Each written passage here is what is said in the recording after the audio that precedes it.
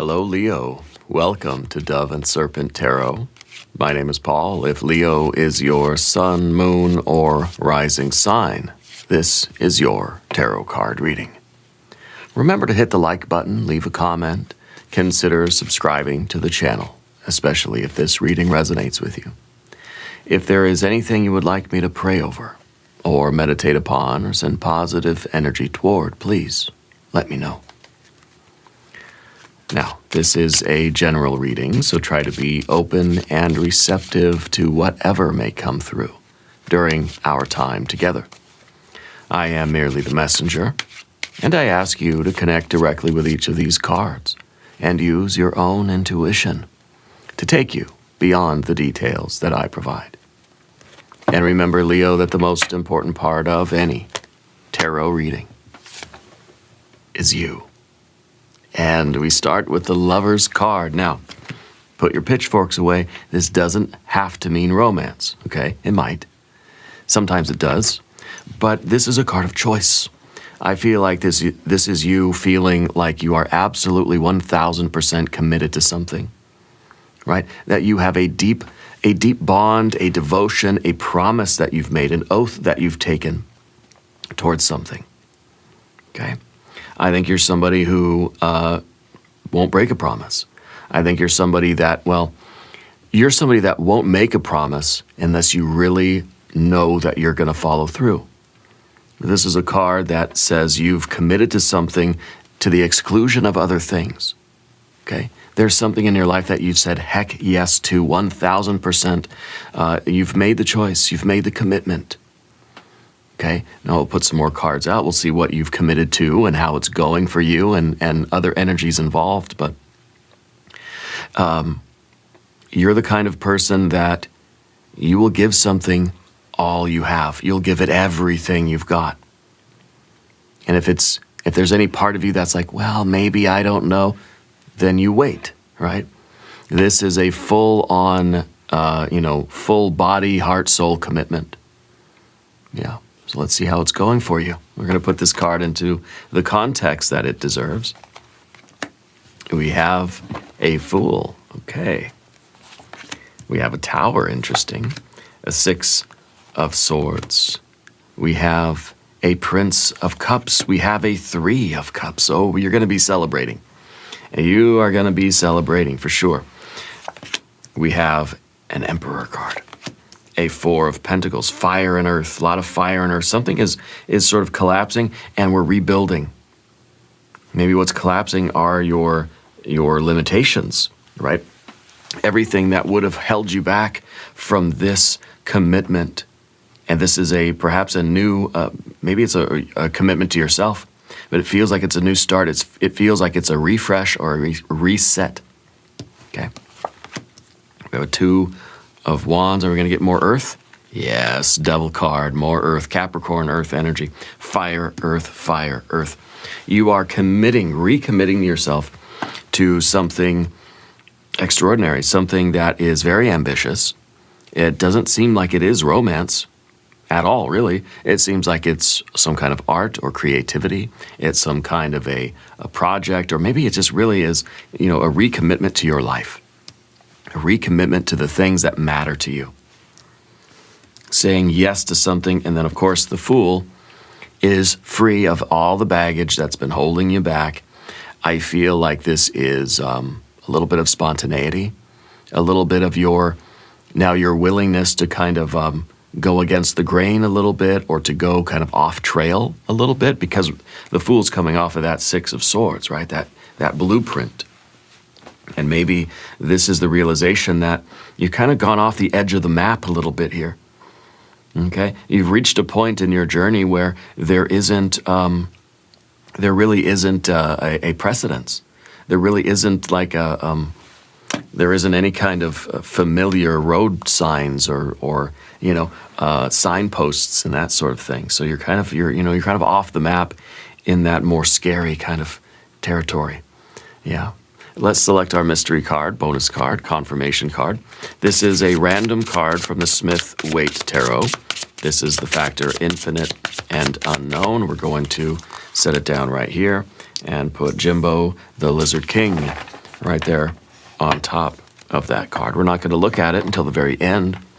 It will tie everything together. It will give us the confirmation that we need at the end of the reading.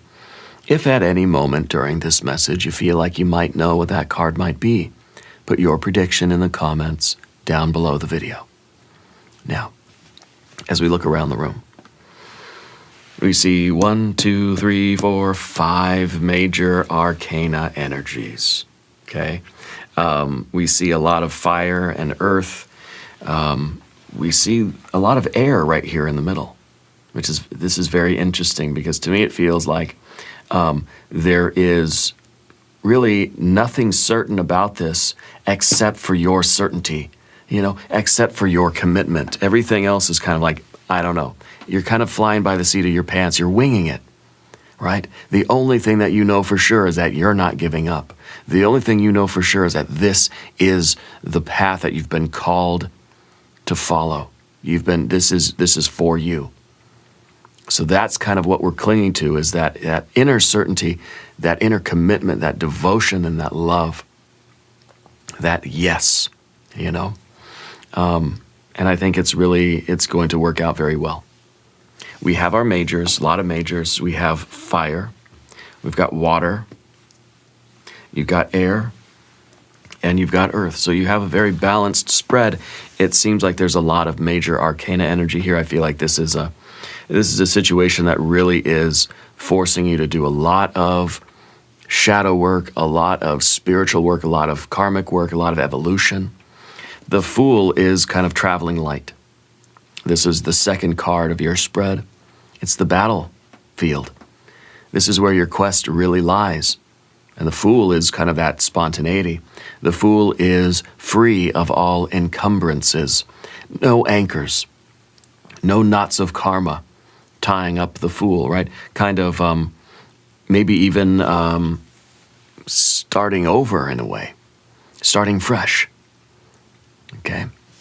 Starting with no expectations.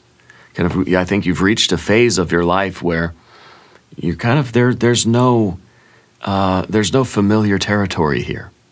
There's nothing familiar to sort of to guide your way. You have to trust. You have to take the leap here, And with the Lover's card and that Fool card, this could be romance. It very, very much could be for you. It could be a relationship that is requiring you to just throw away your expectations. This is not anything you've ever done before. Yeah. This phase of your life, it's kind of a big question mark. But it's a question mark that makes you curious. The Fool is infinitely curious. So right now, Spirit wants you to move forward without worry, without a plan. Kind of, be led by your deepest emotion here, the Three of Cups. Be led forward by the Three of Cups. Does it feel good to your soul? Does it feel like healing? Does it feel like love? Does it feel deep and meaningful and true? Allow yourself to step forward into it. Yeah. Sometimes the quest of the Fool is just to begin the quest. Sometimes the Fool is, sometimes the Fool doesn't see the good things right in front of them. Yeah. So I wonder if this is a moment where you're kind of realizing that what you've wanted is kind of right here in front of you, and what you have to do is begin that process, begin that journey, take the first step. It seems like it's kind of a step off a cliff, as the Fool might do, right? Especially because of that Six of Swords in the background, because you're stepping off the edge of the map. You're stepping outside of the known world. These are things back here that you're already familiar with. Okay? These are all the things that you think you know. These are all the things that you have some sort of memory of or a basis for believing. But yet the Tower is there too to kind of say we have to liberate ourselves from all of this. It's something that is surprising. It's something that is, it's not anything familiar to you. You're taking a chance on this kind of like an unfamiliar, unmanifested reality that you are you're stepping into. I feel like you're climbing a mountain that you have no expectations. You don't know what's at the top necessarily. You don't know what the terrain will be like, but you're saying, let's go anyway. Yeah, we're kind of taking that leap outside of the familiar and the expected. Because see, this is a card of science. This is the card of confirming what I believe by my experiences. So in a way, it's bias, right? Because we're familiar with a certain type of life. We're familiar with certain terrain. We've been through experiences in life. And so you have come to your own conclusions about life. And sometimes we get stuck in this. This is that blueprint. Sometimes we feel like we've got it all figured out.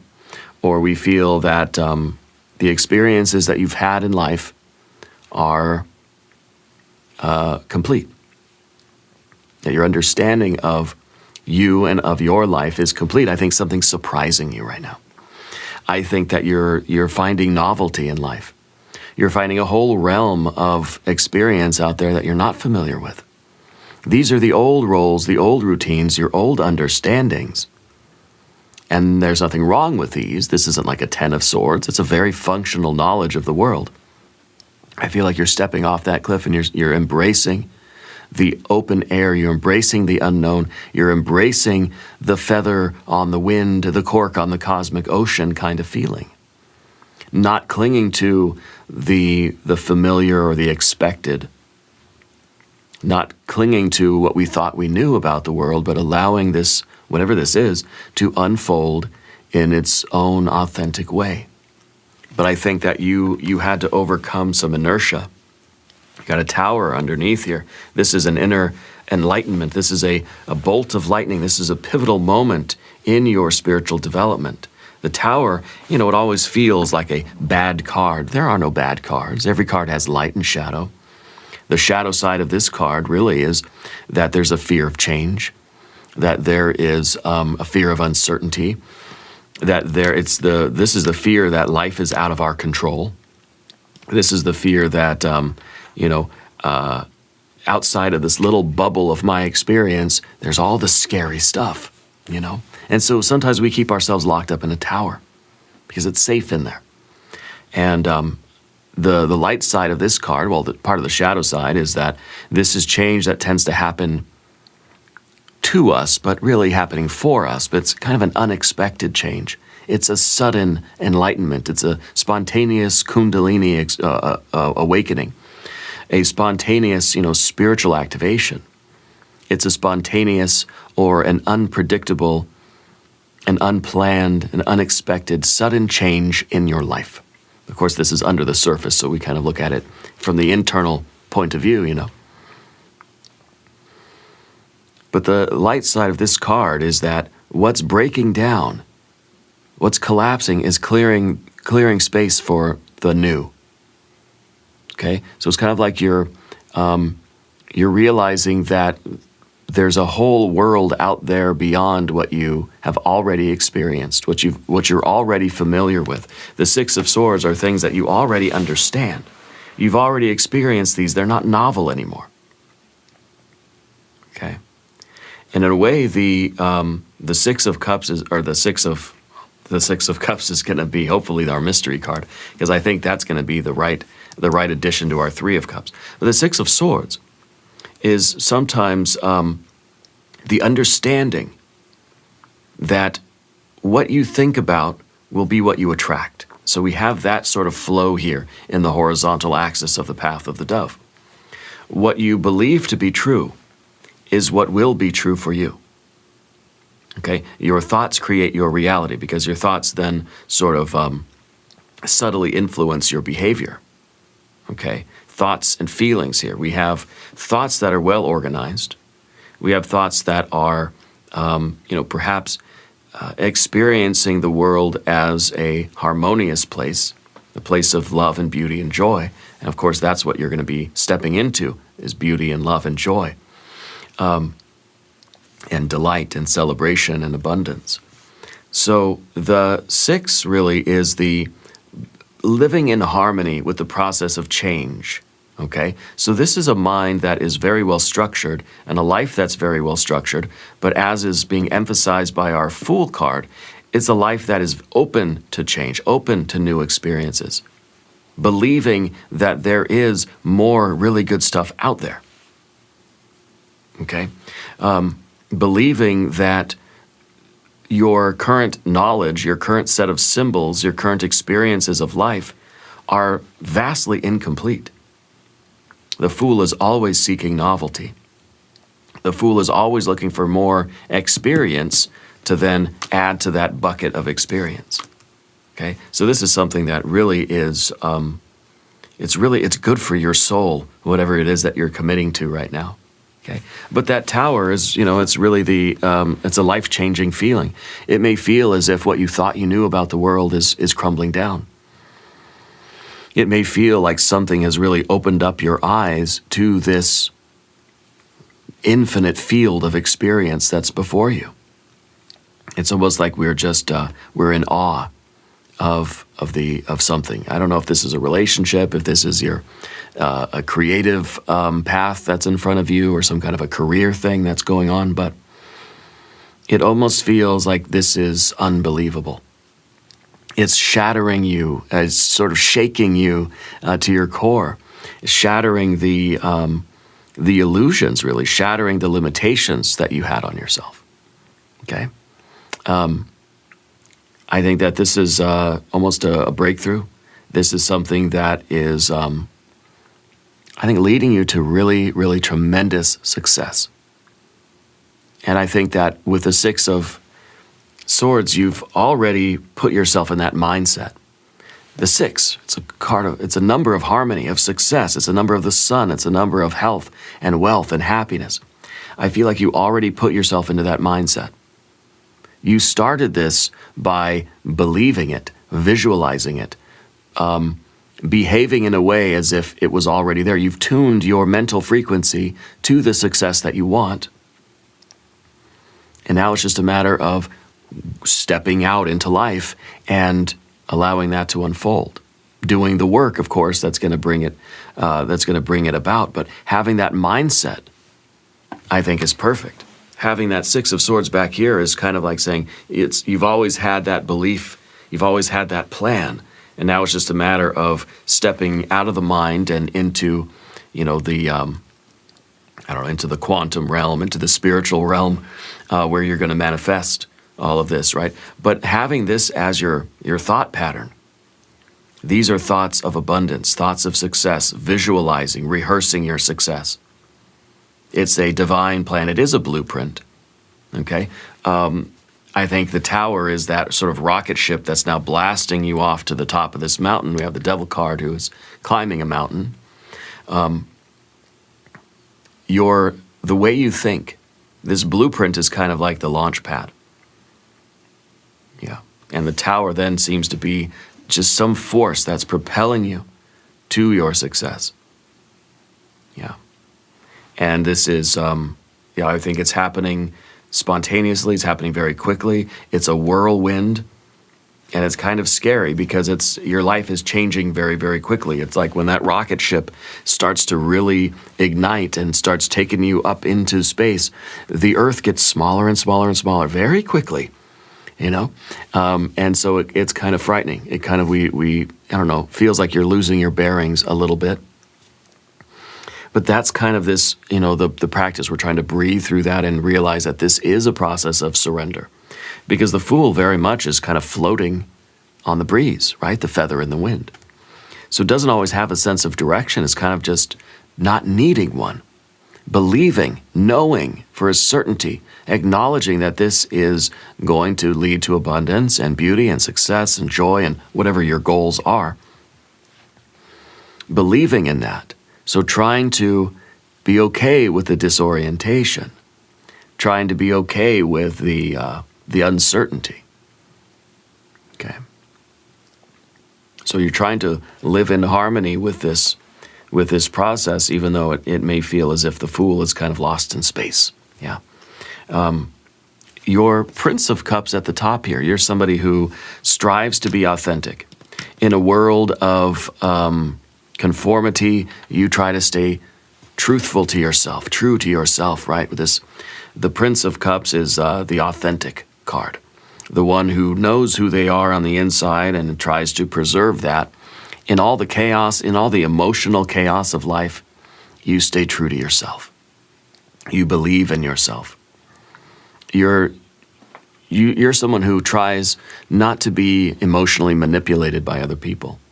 You stay very aware of yourself in all situations. When you walk into a group of people, you don't automatically just kind of blend your energy with those other people. You don't just succumb to the mob mentality or the mob emotion, you know? You stay individual. You stay yourself. And I think you've probably had to learn that the hard way. Yeah. I feel that you are sensitive to the vibrations of other people. I think you always have been. I think that's why you understand how to protect yourself, which we see that also with these two cards in the spread are very connected, as are these two, right? The collapse and the rebuilding, we see the emotional sensitivity and the defensive kind of energy, that you're very good at protecting your energy. And I think that really is very important for you, because the confidence that you can protect your energy gives you that ability to go out and take that leap off the cliff, to take that risk, to take that chance to plunge into the unknown, because you know that you can keep yourself safe. Okay, and I feel like that's a very big part of this energy here, the Prince of Cups. The Prince of Cups is also striving to express themselves in a way that feels authentic, knowing that you have a voice inside of you that wants to be heard. So I wonder if this is really about you, because see, the Three of Cups is Mercury in Cancer. So this is sometimes a way of you expressing what it is you really want, or what it is you really need. And this is kind of related to that as well. You know, knowing the inner truth, being able to acknowledge who we are and finding a way to bring that out of us. It's the artist. You're maybe not literally painting a picture, but you're the artist of your own life. This is soul art, right? That you're trying to take the truth within you and you're trying to put it out there into the world, whether it's through, you're in your romantic life, your creative life, your work life, at home, at school, it doesn't matter. I feel like this might be a creative endeavor or some kind of an ambitious journey of self-expression in terms of art or creation. Maybe it's career, maybe it's vocation, maybe it's a hobby, maybe it is a craft of some kind, right? Whatever it is, you're creating something, and it's coming from inside of you. Yeah. And I think that this is something that's kind of taken over you suddenly. And it's really your challenge right now to just allow it to flow through you, to try not to get in your own way, And it's something that you have committed to with your entire being. And because of that commitment, you're sort of dealing with the fear, you're dealing with all these things that come up. When you're on this kind of journey, when you're on the rocket ship, you're gonna be very aware, acutely aware of your feelings and your emotion, your anxieties, your physical body. Like everything is going to be very, very heightened. Your sensitivity is going to be very heightened. So that's why it's even more important now that you protect your energy, because you're in this kind of raw, open, and vulnerable state, setting off on this new adventure. And so it's very important that you do the work of the Four of Pentacles here, and you focus on the good habits. Yeah. But this Three of Cups in the future here, this is a card that is so blissful and so joyous. This is like you're pursuing this wish. Right? And this is something that I think if we look at the series of cards, it seems very obvious. You've planned it, you committed to it, you're taking the leap into the uncertainty, and you're going to find your wish. You're going to make it come true. You're going to celebrate. This horizontal path is really the summary of the reading. You plan it, you commit to it, you start it, and you enjoy it. Very simple, but it's very striking. It's very meaningful. It's something that is changing your life in a major way. The Three of Cups is celebration. The Three of Cups is putting yourself out there in a vulnerable way and knowing that you'll connect with another Three of Cups. Your Three of Cups inside of you is going to connect with somebody else's Three of Cups, and together it's going to be that harmony, that pleasure. Yeah. The Three of Cups is really saying that you're operating from a place of abundance. That when you tune your mental frequency to abundance and you start thinking and feeling like somebody who has abundance, whatever that means to you, then you start seeing that abundance everywhere and catching the opportunities and being bold and being confident and taking risks and being open to the uncertainty because you've already rehearsed it in your mind. You're holding on to that frequency of abundance already. You've tuned, and this is gratitude, this is love, this is celebration, right? This is how it feels. And as we connect that with our Six of Swords, this is you kind of, mentally practicing how that feels, trying to hold that feeling in your body and see how it transforms your life, see how it changes your life so quickly. And even in this card is a little bit of air and a little bit of water, right? The princes are the air element of the suit that they're in. So this is air and water. What we have here is air and water. Yeah. You're changing your life by tuning your heart and mind to the frequency of the life you want. Does that make sense? So your thoughts are helping to influence your feelings, and those two together are helping you to change your reality to step into the, to sort of move the physical realm, okay? Fire and earth is what it's all about. The fire is the will, the intention, the attention, the focus, okay? That divine energy, the consciousness of something. And for fire to reach earth, has to go through the water and the air. What's that? Well, it's your heart and mind. The human heart and mind, your human personality, is the facilitator of fire to earth, that electrical circuit of creation. That current can't reach the earth. You can't change physical matter without that spirit, that spark, that fire, that creativity, that will, that consciousness, that divine energy going through the human personality. Okay? And that is, of course, exactly what you're doing here with the fire and the earth. You know that it's all about the air and the water. You got to get your mind right. You got to get your heart right. You've got to tune both to the proper frequency. And then you can climb this mountain quickly.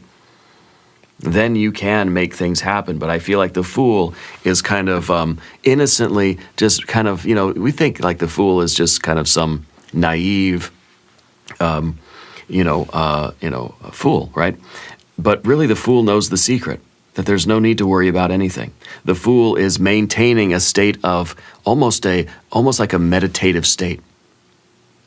That's why the Fool is just kind of, eyes are half open and it's just kind of dancing through. It's like, the Fool's in their own world. The Fool is in a meditative state. And it's trying to hold on to that meditative state because that's how it is able to create the universe. It's all frequency. So the Fool is tuning in the heart and mind frequency to the vibrational rate that corresponds with whatever life you're trying to create, whatever effects you're trying to have, whatever your earth energy is here, whatever your mountain is that you're trying to climb. Okay? So I feel like your inner world is aligning, and through that, the Fool is kind of carrying that inner alignment out into the world. Yeah. Path of the Serpent, we're going to talk about these cards. If you haven't subscribed to the channel, by the way, please do. The Emperor is your general energy. This is also fire and earth.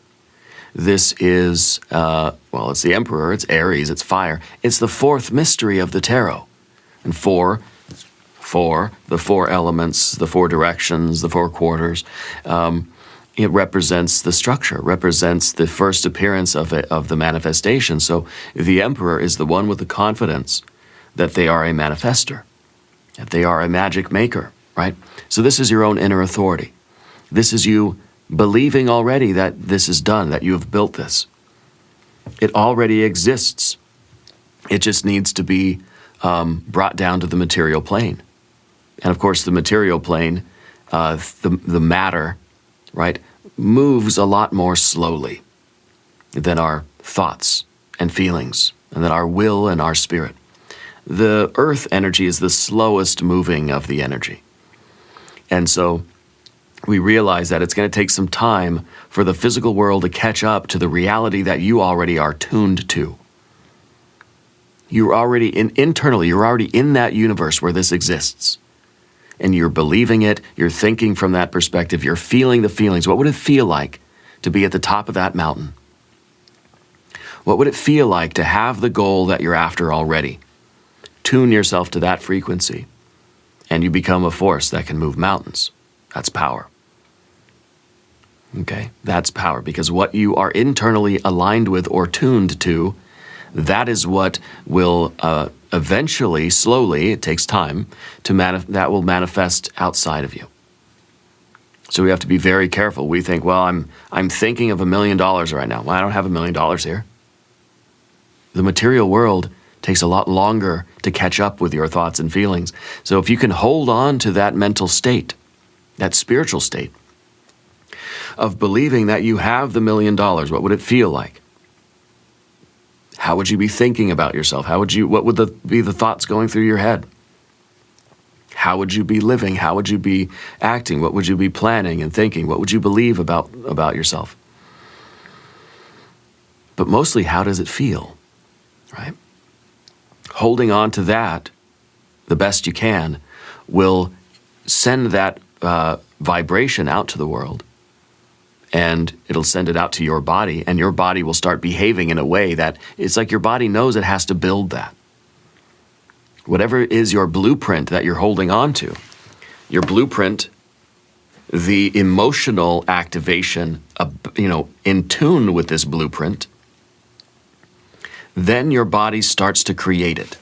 Very often, we talk about this with other cards too. What happens if you have, a 3 of swords and a 5 of cups? Instead of a 6 and a 3, right? What if you had a 3 of swords and a 5 of cups here? Well, then you're holding on to that negative frequency of heartbreak, shame, sorrow, guilt, suffering, whatever. And your body, the earth energy, is busy molding it out of clay. And then comes to you and hands it to you and says, okay, here, I built this for you. And you think, oh gosh, this heartbreak again? Sorrow again? Suffering again? I didn't want this. And your body, or the earth energy, says, well, I'm sorry. That's what the frequency, that's what the vibration was that you were sending out.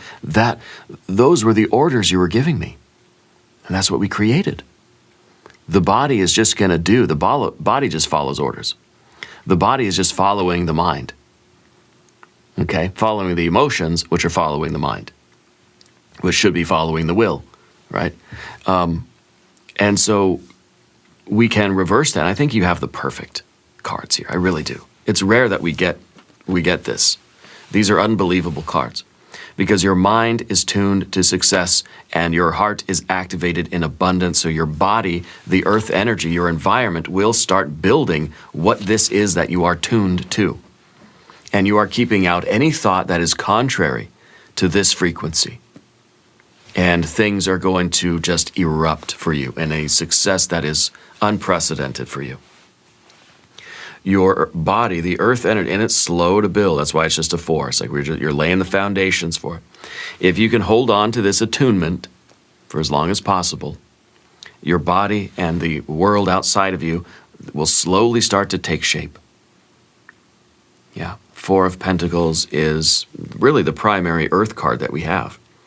And it's really out here in the environment. You are, your physical form is following the orders of your heart and your mind.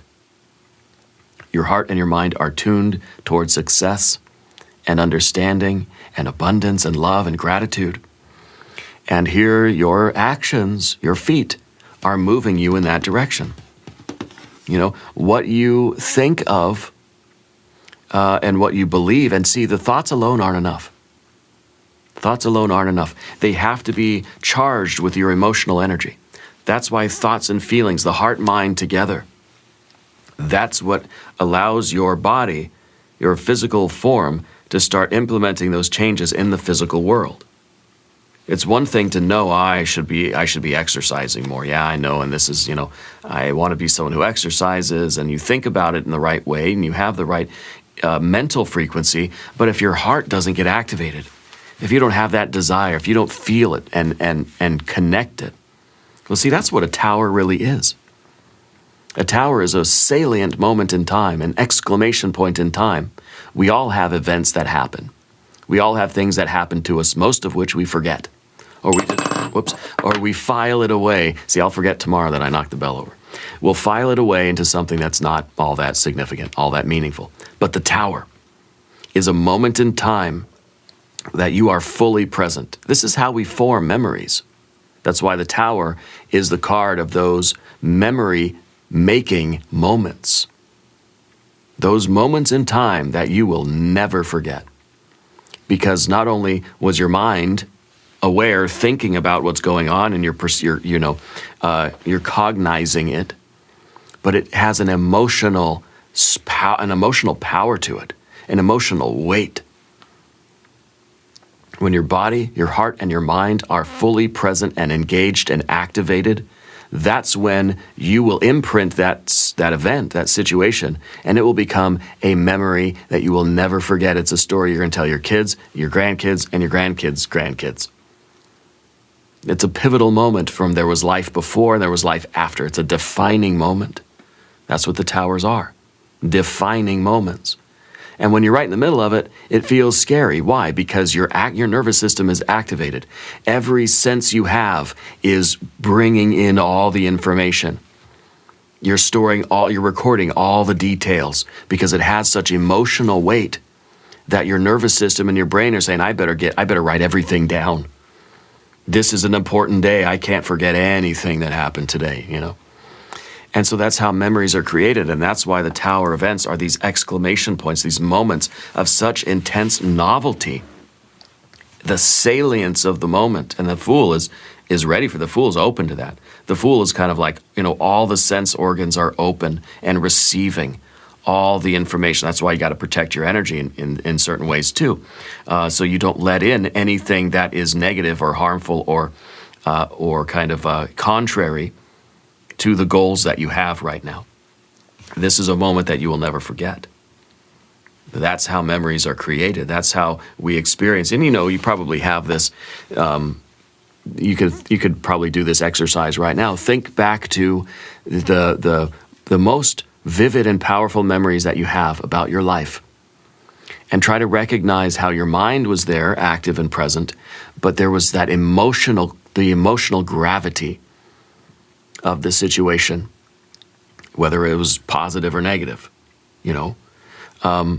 That's why, you know, trauma and things like that are so powerful and long-lasting, because of the emotional component. And that's why sometimes people who have had a lot of trauma end up being emotionally detached, because they realize subconsciously maybe, or maybe consciously, that the emotional component of something is really what is going to create those kinds of scars and those wounds. Well, we don't want that, so not going to be emotionally available to anything.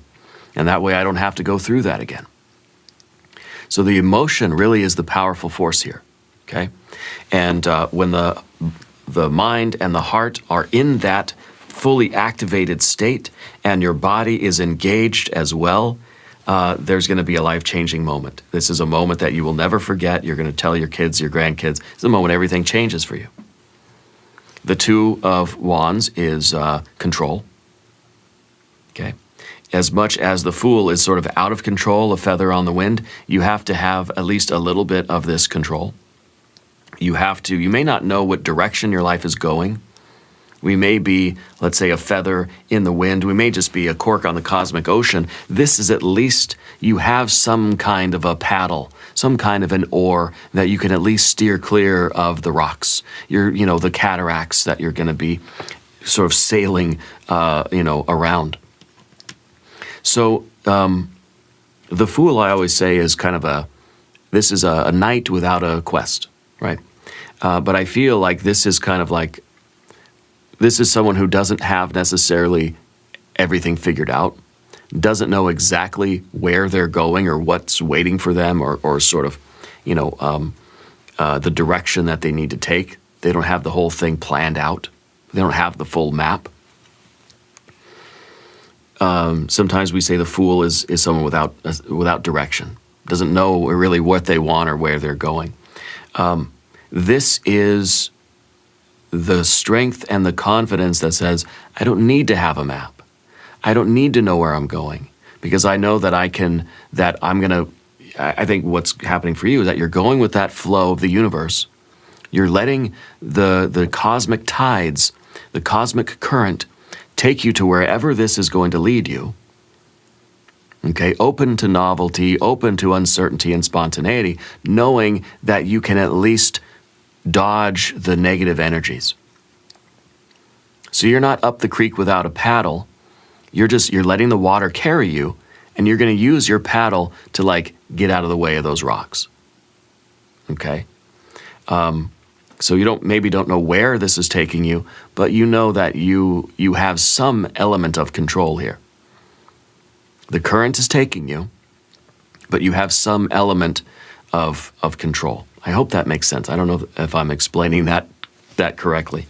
But that's our Two of Wands in this position. It's the fear, worrying, and concern, because the Fool is a little bit apprehensive because it says, wait a minute, I don't have any means of controlling the vessel. Well, Spirit is saying you do, but it's, it's like 90% surrender, 10% just get out of the way of the rocks. Okay? Let the current take you. Let the momentum sort of sweep you forward, but steer clear of the rocks. You got to make sure, you're not going to run into anything. So there is that kind of control. Now, the devil energy is the motivation. That's the engine of the car. And the outcome here is that you are motivated, that you may not know exactly where this is taking you, or what the terrain looks like, or what's waiting for you at the top of the mountain, but you are motivated to get there. Okay, because you're creating something. This is the creative drive, the pleasure drive, and the aggressive drive. Or I don't like the word aggressive, but it's your sense of agency. Okay, and I think that we have those drives represented here, because this is going to be that confident or aggressive drive, which basically is just someone who wants to have some sort of control over their life and wants to be able to move around in the world, and make choices. We have the pleasure drive, which I think is here. We want the good feelings. We want to bring in more of what feels good to our soul, right? And of course, the creative drive. Well, this is a bit of a creative drive too, right? This is, the kind of idea that we have to tear down what's not working so that we can build up the life that we want. We can create what we need to create. Sometimes you have to wash the canvas before you paint your picture on it. Sometimes we got to erase what we already drew, and then we draw, the new thing. So the Devil card is really that engine of the car that is endurance, perseverance, motivation. Okay? And I think that this is really a lot of progress. I think that you're striving to make a difference in not only in your life, but in the lives of other people.